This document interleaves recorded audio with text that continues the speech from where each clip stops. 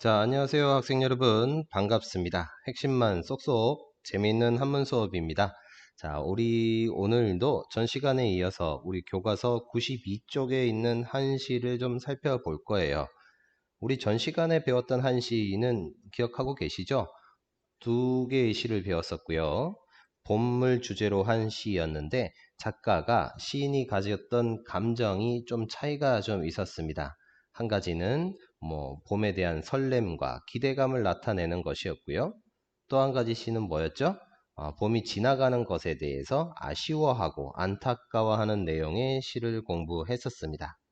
자, 오늘은 우리 교과서 92쪽에 나와 있는 시 이별과 관계에 있는 시를 공부할 거예요. 자, 우리 교과서 가만히 보면 앞에 뭉크의 이별이라는 그 작품이 하나 나오죠. 여러분들은 이 그림을 보면서 느껴지는 감정, 어떤 감정이 있을까요? 자, 선생님은 여기 적어 놓기를 사랑하는 여인들을 떠나보낸 남자의 슬픈 감정이다 이렇게 표현을 했어요. 네. 여기 여인이 떠나가고 있죠. 그리고 남자가 이렇게 되게 아쉬워하고 있습니다. 이런 감정에 대해서 그림으로 표현을 했는데, 자, 우리 과거의 시인들은 이런 감정들을, 이별에서 느끼는 감정들을 한시로 어떻게 표현했는지 오늘 시간에 한번 확인을 해 보도록 할게요. 자, 첫 번째 한시는 여러분들 잘 알고 있는 송인이라는 한시입니다. 송인. 자, 제목부터 좀 살펴보면 앞에 송자가 무슨 송자인가요? 떠나보내다, 누군가를 떠나보내다 라는 거예요. 그래서 송인, 사람을 떠나보내긴 했는데 내가 사랑하는 사람을 어딘가로 떠나보내는 내용의 시라는 걸 알 수가 있습니다. 자, 그래서 일단은 이 시를 스님이 먼저 한번 읽어 볼 테니까 같이 한번 읽어 보도록 하죠. 일단은 형식을 가만히 보니까 이 시는 형식이 어떻게 될까요? 7원 절구 형태의 시가 되겠네요. 7원 시니까 몇 글자 몇 글자 끊어서 읽으면 된다고 그랬었죠? 네, 맞습니다. 네 글자, 세 글자로 끊어서 읽는 것이 일반적이었죠. 네 개, 세 개, 네 개, 세 개. 이렇게 끊어서 읽으면 되겠네요. 자, 그래서 먼저 읽어보니까 우헐 장제 초색다 한데 송군 남포 동비가라 대동강수 하시진고 별루 연년 첨록파라 이렇게 적혀져 있네요. 어떻게 작가의 감정이 좀 느껴지나요, 여러분? 자, 해석을 한번 해보겠습니다. 자, 우헐 그랬습니다. 헐이라고 하는 글자인데요. 헐자의 본래 의미는 쉬다라는 뜻이에요. 비가 내리고 있는데 비가 쉬었어요. 비가 내리는 중에 갑자기 쉬었다. 비가 안 내리고 있는 거니까 쉬다라고 하지 말고 우리 뭐라고 하면 될까요? 비가 그치다라고 해석을 합시다. 비가 그치니까 장제라고 표현되어 있네요. 장제. 제라고 하는 글자. 자, 제라고 하는 글자는 강둑을 얘기하는 한자죠. 강둑. 장자가 길다니까 긴 강둑에 초색이 다 했답니다. 자, 여러분은 체크해 놔야 될 거 한 가지 있네요. 초색이 다 해졌답니다. 초색이 다. 초가 무슨 초자죠? 풀초자. 색은 빛깔. 그냥 풀빛이 어떻게 될까요? 풀빛이 어떻게 돼 있냐? 다 해졌답니다. 풀빛이 많아졌다라는 거예요. 풀빛이 많아지다, 많다라고 돼 있는데 자, 풀빛이 많아지다의 의미가 뭘까요? 비가 오기 전에는 풀에 여러 가지 꽃들이나 화초 같은 데에 온갖 먼지들이 다 껴 있어 가지고 풀 색깔이 제대로 보여지지 않았는데 비가 내리니까 강둑에 심어져 있는 여러 가지 온갖 화초에 붙어 있던 여러 먼지 같은 것들이 싹 다 씻겨져 내려가서 풀빛이 훨씬 더 많아진 것처럼 어떻게 풀빛이 조금 더 어떻게 됐다고 짙어진 것처럼 자, 그래서 짙어진 것처럼 생각이 되더라. 이렇게 해석을 할 수가 있습니다. 많다라고 해석해줘도 상관이 없지만 시이니까 한시니까 짙어지다 쪽으로 의역을 좀 할게요. 자, 이런 풍경 속에서 송군 한답니다. 송군. 군자가 무슨 군자입니까? 원래 의미는 임금이죠. 자, 송군, 임금을 떠나보낸다? 그건 아니죠. 여기서의 의미는 임금이라는 의미가 아니라 2인칭 대명사 너 아니면 당신 이렇게 해석을 해줍니다. 당신을 떠나보낸다 라는 거죠. 누군지는 모르겠지만 남자일 수도 있고 여자일 수도 있고 형일 수도 있고 어머니일 수도 있고 아버지일 수도 있고 다양하겠지만 나 말고 다른 사람, 당신을 멀리 떠나보내는데 하필이면 그 떠나보내는 장소가 어디냐 봤더니 여러분들 네모 한번 쳐보겠습니다. 이 남포라는 장소였던 거예요. 자, 이 남포라는 장소는 어디냐? 자, 우리나라 지도를 한번 그려볼게요. 자, 우리나라 지도는 35 하면 우리나라 지도가 만들어지죠. 이렇게 만들어집니다. 자, 여기 이렇게 되죠. 자, 그래서 남포는 지금 대동강 쪽에 있는 하구 쪽에 있는 장소거든요. 여기 지금의 북쪽 땅 이쪽쯤 되겠죠. 여기에 남포라는 항구 이름이 있었는데 자, 여러분들 이 항구에서 배를 타게 되면 보통 어디로 갈까요? 여기 중국 쪽 아니면 뭐 이렇게 삥 돌아서 다른 대륙 쪽으로 갈 수 있겠죠. 그래서 남포에서 배를 타고 어딘가로 떠나게 되면 한동안은 돌아오지 못하는 상당히 긴 시간 동안 떨어져 있어야 되는 그런 항구가 바로 남포였습니다. 그래서 이 남포라는 단어가 쓰이게 되면 보통 문학 작품에서는 뭘 상징하는 단어로 썼느냐 기억하십다? 이별을 상징하는 말로 많이 사용이 됐죠. 문학 작품에서 남포라는 단어가 나오게 되면 무조건 이별의 상징이다 이렇게 생각하시면 되겠습니다. 자, 이런 남포라는 항구에서 당신을 떠나보내니까 내 마음이 나도 모르게 동비가 하더라 라는 거예요. 동자가 무슨 동자입니까? 동자가 울려 퍼지다, 움직이다, 울려 퍼지다. 뭐가 울려 퍼졌느냐? 비가가 울려 퍼졌대요. 비, 슬플 비, 가, 노래가, 슬픈 노래가 울려 퍼졌다. 실제로 본인이 슬픈 노래를 부른 것도 아닌데 왠지 기분이 슬퍼지더라. 왜? 하필이면 그 장소가 남포니까. 자, 그런데 여러분들 여기서 좀 생각해 볼 게 있어요. 비가 그친 뒤에 비가 오기 전에는 몰랐는데 비가 그친 뒤에 이상하게도 풀빛이 짙어졌대요.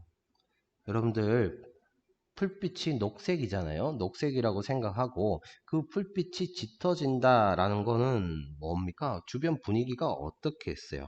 아주 싱그럽고 상쾌한 분위기가 연출이 되겠죠. 그죠? 상쾌한 분위기 이렇게 합시다.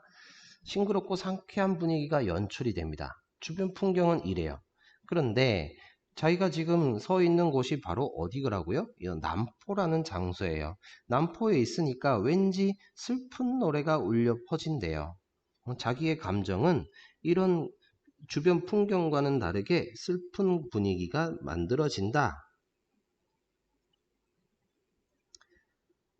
분명히 내 주변은 상쾌하고 슬픈 분위기, 아니, 상쾌하고 싱그러운 분위기가 연출이 됐는데 분명히 자기도 기분이 좋고 되게 기분이 좋아지고 상쾌해지고 이래야 되는데 왠지 그 장소가 남포라는 곳에 있다 보니까 불빛이 많아지는 것, 짙어지는 것과는 다르게 슬픈 분위기가 연출이 된다. 분위기가 서로 대비되고 있다라고 할 수 있죠. 그래서 이거를 우리는 시상대비라고 합시다. 시상대비. 이렇게 분위기를 대비시키고 있다라는 거죠. 이렇게 대비시키면서 작가가 가지고 오는 효과는 뭡니까? 작가가 가지고 있는 효과. 내가 당신을 지금 멀리 떠나보내니까 너무나 슬퍼. 그래서 그 슬픔이 어떻게 된다고요? 시상 대비를 통해서 가져올 수는 있는 효과, 슬픔을 이별에서 느낄 수 있는 그 슬픔이 바로 고조되고 있다라는 거죠. 슬픈 감정이 훨씬 더 고조되고 있다라는 겁니다. 그런데 세 번째 구절에 가서 거기가 대동강 쪽이었으니까 이 대동강물이 하시진하겠느냐 이렇게 물어봅니다. 하시진, 제일 뒤에 있는 진자 같은 경우에 원래 의미가 다하다 라는 뜻이었는데 숙제를 다 했다, 남아있는 숙제가 없다니까 강물이 다 했다, 남아있는 강물이 없다. 그래서 이 다를 진짜를 다하다 라고 해석하지 않고 물이 다 말라버리다, 마르다 라고 의역을 좀 합시다. 저 대동강물, 내 눈앞에 펼쳐져 있는 저 대동강물이 하시진고 했습니다. 하시, 앞에 있는 하자는 의문사죠. 어느, 이렇게 표현하면 되겠습니다. 하시, 시자가 무슨 시자입니까? 때의 시자. 그래서 어느 때 합쳐서 뭐라고 하면 될까요? 언제쯤 하면 되겠죠. 저 대동강물은 언제쯤 마를 것인가? 라고 물어보는 거예요. 자, 여러분들 생각을 해봅시다. 저 대동강물이 언제쯤 마르겠느냐? 좀 빨리 말랐으면 좋겠다. 그런데 마를 거는 같진 않아요. 강물이 워낙에 크고 깊고 하니까. 그런데도 이렇게 질문을 던져봅니다. 왜 질문을 던졌을까요? 언제쯤 마르겠느냐? 라고 질문을 던져봐. 근데 혼자 생각은 강물이 마를 리가 없다고 생각을 하고 있죠. 어떻게? 말을 반대적으로 표현을 하고 있습니다. 반어적인 표현을 쓰고 있죠. 강물이 마를 리가 없는데도 언제쯤 마르겠느냐라고 질문을 던져봅니다. 그런데도 자신은 혼자 생각을 분명히 저 강물은 마를 리가 없다라고 생각을 하는데 그 이유가 어떻게 된다고요? 그 이유가 별루 연년 첨록파 때문에 그렇다. 자, 별자가 나왔네요. 별자, 이별을 뜻하는 글자겠죠? 이별할 별자입니다. 누는 뭡니까? 눈물이죠, 눈물. 내가 슬퍼서 흘리는 그 이별의 눈물이 해년자니까 해마다 첨해진답니다. 무슨 첨자죠? 뭔가를 첨가하다, 더해진다, 더하다 첨자죠. 더해지긴 하는데 어디에 더해집니까? 록파에 더해진대요. 록파, 앞에 있는 록자가 푸르다라는 거죠. 푸른, 파는 뭡니까? 물결이죠. 푸른 물결에 더해지는데 저 대동강물의 푸른 물결, 거기에 더해진대요. 그렇기 때문에 강물이 마를 리가 없대요. 말이 안 되는 표현이죠. 원래 강물이 크고 깊어서 마를 리가 없는 건데 자기가 흘리는 이별의 눈물 때문에 강물이 마를 리가 없다라고 뭐 하고 있는 거죠? 과장된 표현을 쓰고 있는 거죠. 자, 과장된 표현을 쓰고 있습니다. 그리고 우리 또 한 가지, 자, 저 강물은 언제쯤 마르겠느냐? 내가 흘리는 눈물이 푸른 물결에 더해지기 때문에 강물이 마를 리가 없다. 뭐뭐 하기 때문에 뭐뭐 하다. 이런 식으로 표현을 해야 되는데 여기서는 강물이 마를 리가 없다. 왜? 이것 때문에 라고 해서 두 개를 서로 어떻게 하고 있습니까? 내용이 서로 도치되고 있는 거죠. 자, 이런 방법을 통해서 작가가 가져올 수 있는 효과는 뭐죠? 이런 방법을 통해서 아까 전에 가져왔던 슬픔이 고조되었던 이별의 슬픔이 어떻게 합니까? 슬픈 감정이 극대화되고 있다라는 거죠. 극대화. 이렇게 표현할 수가 있겠네요. 자, 우리 전체적으로 해석을 다시 한번 해보겠습니다. 우월장제 초색다 한데 비가 그치니 긴 강둑에 펼쳐져 있는 풀빛이 짙어지더라.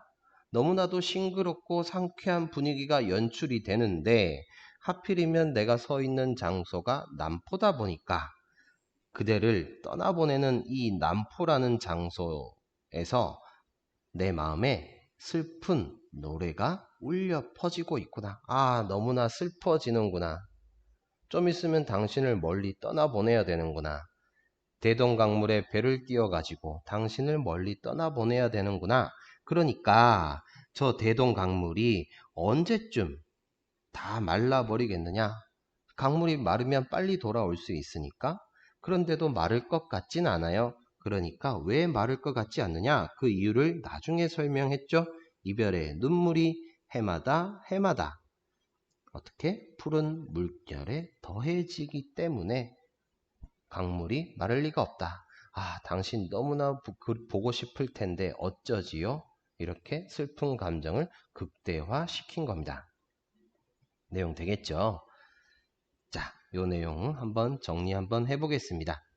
자, 칠언절구 형태의 시였고 칠언시니까 이 시의 운자를 찾아라 한다면 뭐 하면 되겠습니까? 칠언시 운자 어디 있다고 했었죠? 1, 2, 4 그죠? 1, 2, 4의 마지막 글자가 되겠네요. 읽어보면 다, 가, 파 이렇게 세 글자가 운자가 되겠습니다. 이 시의 주제를 얘기하라 그러면 뭐겠습니까? 선생님이 좀 전에도 얘기했다시피 자, 사랑하는 님 그죠? 사랑하는 님을 하면 하지 말고 사랑하는 님과의 이렇게 표현합시다. 자, 사랑하는 님과의 이별을 슬퍼한다. 사랑하는 님과의 이별을 너무너무 슬퍼하고 있습니다. 작가는 이걸 나타내기 위해서 뭘 사용했습니까? 이런 감정을 나타내기 위해서 사용한 방법, 어떤 것들이 있었죠? 여기에서 나왔던 것처럼 자연 풍광을 이용한 시상 대비, 그죠? 시상 대비를 방법을 사용해서 슬픔을 고조시켰습니다. 그런 다음에 또 뭐 있었습니까? 반어적인 표현도 사용했고요. 그리고 과장된 표현도 사용했습니다. 그죠? 그리고 어떻게 세 번째, 네 번째 구가 서로 내용상 도치도 이루어지고 있죠. 자, 이런 방법들을 사용해 가지고 자신의 감정이 그 정도로 슬프다라는 감정을 드러냈습니다. 이해되겠죠? 아, 내용이 정말 슬퍼지죠? 그 감정이 느껴집니까? 비가 긴 강둑에는 불빛이 너무나도 싱그럽게 짙어지는데 당신을 떠나보내는 이 남포라는 항구에 마치 슬픈 노래가 울려 퍼지는 것처럼 기분이 울적해진다. 그런데 내 눈앞에 펼쳐져 있는 저 대동강물이 언제쯤 마르겠느냐? 좀 빨리 말랐으면 좋겠다. 그런데 마를 것 같진 않아. 왜 그러냐? 이별의 눈물이. 내가 슬퍼서 흘리는 이별의 눈물이 매년 푸른 물결에 더해질 테니까. 아, 당신 너무 보고 싶을 텐데 어쩌지요? 이렇게 물어보는 겁니다. 그죠? 슬픈 감정이 좀 느껴지죠? 자, 송인이라는 시는 이렇게 정리를 해보도록 하겠습니다. 자, 여러분들 한 장 넘겨서 이번에는 자술이라는 시를 한번 볼게요. 자, 자술이라는 시는 우리 이옥봉이라는 여류 시인이 한번 지었던 거죠. 근데 이옥봉에 대해서 먼저 설명이 좀 필요합니다. 한번 볼게요. 자, 이옥봉이라는 사람은 어려서부터 시문에 뛰어난 재주를 보였대요. 근데 조선시대만 하더라도 여자가 여성으로서 시, 문학에 대해서 뛰어난 재주를 가진 것에 대해서 조선시대 양반들, 남자들이 그렇게 좋아하지는 못했습니다. 약간 좀 불평등한 성 구조였죠. 그래서 이옥봉이 어느 날 언제부턴가 이름난 선비였던 조원을 되게 사랑하게 됐는데 조원이 이옥봉과 결혼하기 전에 이런 조건을 내걸었습니다. 이옥봉한테 시를 더 이상 짓지 마세요. 그래서 한 시를 더 이상 짓지 않겠다는 약속을 합니다. 그러면서 둘이 서로 이제 결혼을 하게 되죠. 그런데 어느 날 조원의 집에 누군가가 조원의 먼 친척벌 되는 그 산지기가 누명을 써서 감옥에 갇히게 됐고 그 사람의 아내가 이옥봉한테 찾아와서 우리 남편 좀 살려주세요 하면서 애걸복걸을 하게 됩니다. 그래서 이옥봉이 어떡하지 하면서 관청에다가 고소를 할 수 있는 소장을 써주게 되는데 하필이면 이거를 시를 지어서 보낸 거예요. 와, 이거 남편 몰래 이렇게 한 시를 지어서 보냈던 거죠. 견우와 직녀의 이야기를 빗대어 가지고서 시를 지어서 보냈습니다. 그런데 이 사실을 한 시를 지었다는 사실을 조원이 나중에 알게 된 거예요. 이 관청에 있는 소속되어 있는 사람이 조원한테 얘기를 했죠. 와, 자네 아내는 정말 시를 잘 짓던데 막 이렇게 얘기를 하니까 조원이 무슨 소리입니까? 제 아내는 시를 안 짓기로 약속을 했는데요. 이렇게 된 거죠. 그래서 아니야, 이거 당신 아내가 지어진 시잖아 막 이렇게 보여줬더니 조원이 그제서야 이제 알게 됐고, 이옥봉이 잘못은 아니죠. 약속을 안 지킨 거죠. 음. 약속을 안 지킨 거에 대해서 용납을 하지 않고 쫓아내버렸습니다. 다시는 우리 집에 들어오지 마라. 이렇게 하면서 강제로 이제 이혼을 하게 됩니다. 근데 이옥봉은 남편을 너무너무 사랑을 했어요. 그래서 그 그리움을 매번 한 시를 지으면서 남편에 대한 그리움을 노래하고 그랬었죠. 자, 이런 상황에서 지어진 시가 여기 나와 있는 자술이라는 시입니다. 남편이 너무 보고 싶어요. 남편이 너무 보고 싶어서 자술했답니다. 자가 무슨 자자입니까? 스스로, 그죠? 남자, 스스로, 술했대요. 스스로 서술하다라는 거죠. 스스로 글을 지었다, 서술했다. 자, 그래서 읽어보니까, 자, 이 시도 형식이 어떻게 할까요? 칠언절구 형태겠네요.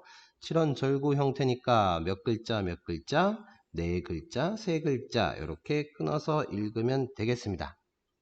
한번 읽어볼게요. 근래 안부 문 여하오 월백 사창 첩한다라 약사 몽원 행유적이면 문전 성로 이성사라. 이렇게 돼 있네요. 감정이 좀 느껴집니까? 한번 해석을 해보겠습니다. 근래. 자, 근래라는 표현은 우리 잘 아는 표현이니까 별다로 설명하지 않을게요. 그 다음에 안부라는 단어도 잘 알고 있죠. 근래의 안부를 문했습니다. 무슨 문자죠? 물어봤어요. 묻다. 물어봤습니다. 그런데 우리 제목에서 봤다시피 자기 스스로 혼자서 얘기를 하는 거잖아요. 상대방한테 물어보는 게 아니죠. 자기 혼자서 자기 자신한테 자기 속마음으로 물어보는 겁니다. 뭐라고 물어봤습니까? 여하라고 물어봤습니다. 여하. 자, 여하라는 말은 여러분들 잘 알고 있는 거 뭐랑 좀 바꾸면 되느냐? 이렇게 생긴 거 순서를 한번 바꿔 볼게요. 하여와 똑같습니다. 하여. 자, 여러분들 잘 알고 있는 하여가 알고 있죠. 이 몸이 죽고 주고 일백분 고쳐주고 이렇게 해서 백골이 진토되어 이렇게 했을 때 거기에 대한 답변이 이런들 어떠려 저런들 어떠려 이런 식으로 있었던 하여가라는 시조도 있었죠. 이 하여라는 말의 의미가 뭐였습니까? 어떻다라는 겁니다. 자, 잠깐 고칠게요.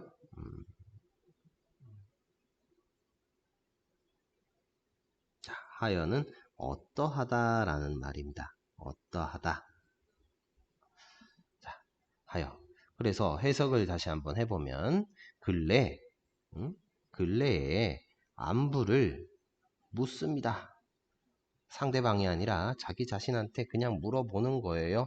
어떠합니까? 요즘 어떻게 지내십니까? 라고 하면서 너무너무 궁금합니다. 그죠? 너무너무 궁금해요. 당신이 너무 보고 싶어서 요즘 어떻게 지내는지 너무너무 궁금하고 보고 싶어요. 그죠? 보고 싶은 감정입니다. 그래서 이런 감정을 혼자서 이렇게 얘기를 해 보는 거예요. 그런데도 남편은 내가 이렇게 편지를 써 보내도 거기에 대한 답장이 없어요. 왜냐하면 이옥봉의 약속을 안 지킨 부분, 잘못된 부분에 대해서 용서를 못하니까. 그래서 거기에 대한 답장이 전혀 없습니다. 소식을 들을 길이 없어요.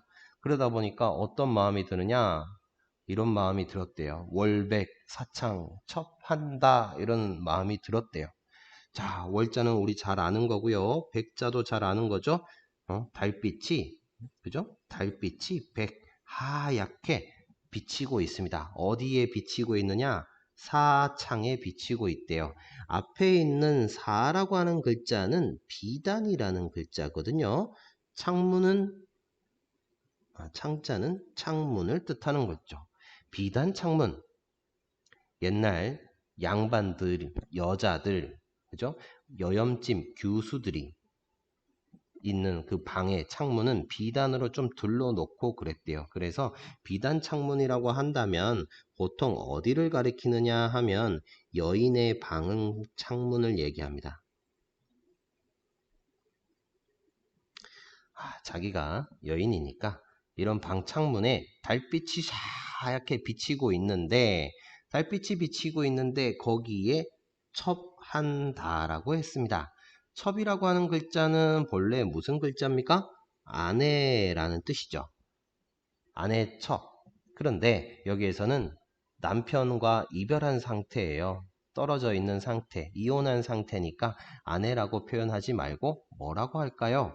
아내라고 하지 말고 저라고 하는 1인칭, 자기 자신을 낮추어서 저의 한이 다 합니다. 저의 한이 다 많습니다. 아까 전에 분명히 궁금하고 보고 싶고 그런데 너무나도 안 만나주고 자기 얘기는 들어주지도 않고 하다 보니까 두 번째 구절에 가서는 이제 한이 맺힌다 이거야. 남편을 원망하기까지 합니다. 이런 원망하는 감정까지 생겨나요. 그런데도 너무 보고 싶어요. 그래서 이 여자는 이런 표현까지 합니다. 세 번째 구절에 가서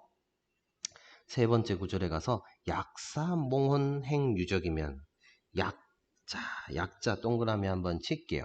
약이라고 하는 글자는 만약이라는 글자거든요. 만약에 사몽혼 한다면 사라고 하는 글자는 뭐였습니까? 하여금 사였죠. 누구누구로 하여금 여러분들 네모 박스 한번 치는 단어가 나왔습니다. 몽혼이라고 하는 단어 한번 쳐보죠. 몽자는 꿈몽자죠. 그리고 혼자는 넋입니다. 혼백 그러죠. 혼백. 꿈속에 있는 혼백, 귀신을 뜻하는 거겠죠. 귀신. 만약에 꿈속에 있는 혼백으로 하여금 행유적이면 행자가 뭡니까? 지나다니면서 적하게 한다면 적자는 흔적. 자, 지웠다가 쓸게요. 자, 흔적입니다. 흔적. 발자취죠. 발자취. 자, 유자가 있으니까 흔적을 남기게 한다면, 발자취가 있도록 한다면 귀신이 막 돌아다니고 있어요. 그런데 그 다닐 때마다 발자취를 남기게 한다면 이런 뜻입니다. 자, 여기서 문제 한번 갈게요. 자, 여기서 우리가 좀 전에 네모쳤던 이 혼백, 꿈속의 넋이라고 하는 이 부분, 누구의 혼백을 가리키는 걸까요? 꿈속에서 막 왔다 갔다 하는데 남편이 너무 보고 싶어서 남편 집에 왔다 갔다 하는 자신의 혼백을 얘기하겠죠. 자기 자신을 뜻하는 표현입니다. 현실에서는 볼 수가 없으니까 꿈속에서 자기 자신이 귀신의 형태가 되어서 그 남편의 집 앞까지 계속해서 왔다 갔다 하고 있는 거예요. 이렇게 왔다 갔다 하고 있는데 만약에 그 왔다 갔다 하고 있는 그 흔적을 남기게끔 한다면 문전 그랬습니다. 문전, 문 앞에 성로가 있죠. 성로. 돌석자에 길로자입니다. 돌길이죠. 돌길. 문 앞에 있는 돌길. 여기 그림 보시면 알 거예요. 양반집 대문에 앞에 있는 이런 돌길. 이 돌로 이렇게 꾸며져 있죠. 돌이 이렇게 나눠져 있습니다. 이런 바닥에 놓여져 있는 돌길이 이성사라. 자, 가운데 적혀 있는 이자는 이미라는 뜻입니다. 이미 성사했을 것입니다. 성사, 뒤에 있는 사자가 모래 사자죠. 이미 모래가 되었을 것입니다. 왜 모래가 되었을까요? 여러분들 생각해봐요. 꿈속에 있는 넋이 귀신이 맨날 여기 집 앞에 왔다 갔다 하는 거예요. 그런데 다닐 때마다 이런 돌길을 밟고 다니겠죠. 너무너무 많이 돌길을 밟고 다니다 보니까 만약에 흔적을 남기게 한다면, 자취를 남기게 한다면 너무 많이 돌아다니다 보니까 돌길이 아마 다 닳아가지고 모래가 되었을 것입니다. 라고 표현을 하는 겁니다. 자, 이거 한번 세 번째, 네 번째 구절을 한번 볼게요. 만약에 실제 현실에서는 너무나 보고 싶어도 볼 수가 없습니다. 그런데 이게 꿈속에서, 그죠? 만약에 꿈속에서라면, 만약에 가정적인 형태를 썼죠. 가정을 해봤습니다. 만약에 꿈이라고 한다면 당신이 보고 싶어서 맨날 찾아갑니다. 그죠? 맨날 찾아갑니다. 그런데 맨날 찾아가다 보니까 아마 돌길이 모래가 되었을 것입니다. 라고 하면서 뭐 하고 있습니까? 과장된 표현을 쓰고 있죠. 꿈에서 이렇게 과장된 표현을 쓰고 있습니다. 그만큼 당신이 너무너무 보고 싶습니다. 이제 그만 날 용서해 주세요. 라고 하면서 이 여인이, 이옥봉이 남편 집 앞을 계속해서 이렇게 찾아가고 하는 감정을 느낄 수가 있겠죠. 해석 다시 한번 해볼까요? 자, 근래에 안부를 묻느니 어떻습니까? 그런데 달빛이, 오늘따라 달빛이 하얗게 비치니까 우리 방 창문에 비치는 달빛이 하얗게 비치니까, 그죠? 저의 한이 매우 많습니다. 당신이 원망스럽기까지 합니다. 그런데도 당신이 너무 보고 싶어서 처음에는 원망이었지만 이제는 너무나도 그립다라는 거죠. 그리움으로 다시 변하게 됩니다. 감정의 변화죠. 만약에 꿈속에 넋으로 하여금 다닐 때에 흔적이 남기게 한다면 어떻게 될까요? 문 앞에 돌길은 이미 모래가 되었을 것입니다. 라고, 이 정도로 당신이 그립습니다. 라고 얘기를 했습니다. 되겠죠? 자, 7원절구 형태였고요. 그리고 마찬가지 운자는 어디 있습니까? 7원이니까 하, 다, 사 이렇게 되겠네요. 이 시의 운자는 하, 다, 사 이렇게 되겠습니다. 그리고 이 시의 주제라고 한다면 뭐 할까요? 사랑하는 님이죠. 남편이겠죠. 사랑하는 남편 향한 뭐 그리움이다 라는 거 알 수가 있습니다. 자, 이런 그리운 감정을 뭘 가지고 이용했다고 했었죠? 꿈을 향한 가정의 방법, 가정의 표현이겠죠. 가정의 표현, 그리고 과장된 표현을 사용해서 자신의 감정이 이 정도로 그립다라는 것을 표현을 해 주었습니다. 내용 되겠나요? 자, 방금 두 개의 한시를 살펴보았습니다. 사랑하는 님과의 이별을 슬퍼하는 시도 살펴봤고요. 사랑하는 남편을 향한 그리움을 뜻하는 시도 살펴보았습니다. 자, 이별에 대해서 이렇게 한시도 표현해 봤다라는 거 이해를 하실 수가 있겠죠. 자, 오늘 배운 내용 중에서 한자들 몇 가지만 좀 살펴보겠습니다. 제일 처음에 헐자가 나왔네요. 헐, 비가 그치다 라고 표현을 했었죠. 그 다음에 강둑을 나타내는 거 재 있었고요. 물가, 포자도 있었습니다. 그리고 자, 군이라고 하는 글자 원래는 임금이란 뜻이지만 여기에서는 그대라는 2인칭 한자로 쓰였다. 자, 그 다음에 귀 있었고요. 동 있었습니다. 동자, 움직이다 동 있었죠. 자, 그 다음 두 번째 한시에서 나왔던 몽자, 꿈몽자도 있었고 첩을 뜻하는 한자도 있었어요. 아내라는 뜻으로 해석을 했었는데 여기에서는 저와 같은 1인칭, 자신을 낮춰주는 표현으로 사용을 했다 정도로 이해하면 되겠죠. 자, 그 다음에 비단 창문할 때 사자 있었고요. 혼백할 때 혼자 있었습니다. 발자취에서 나타나는 적자가 있었고요. 이미 모레가 되었을 것입니다 할 때 쓰는 사도 있었습니다.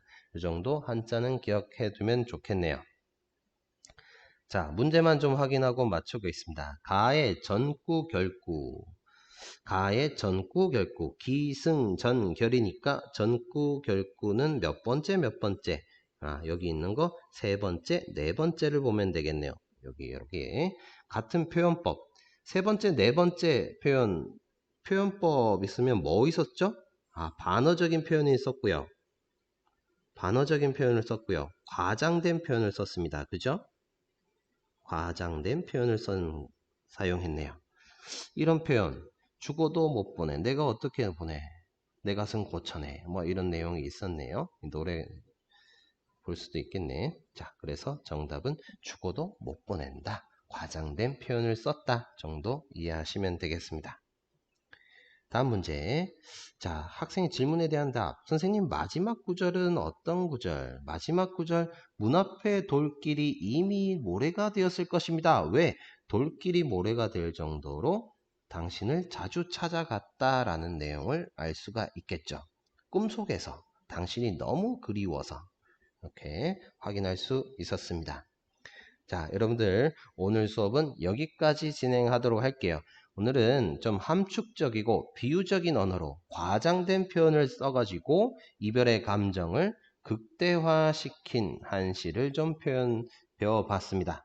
우리 다음 시간에도 이어서 또 다른 한시에 대해서 핵심만 쏙쏙 알차게 좀 배워보도록 하겠습니다. 여러분 오늘 고생하셨습니다. 감사합니다.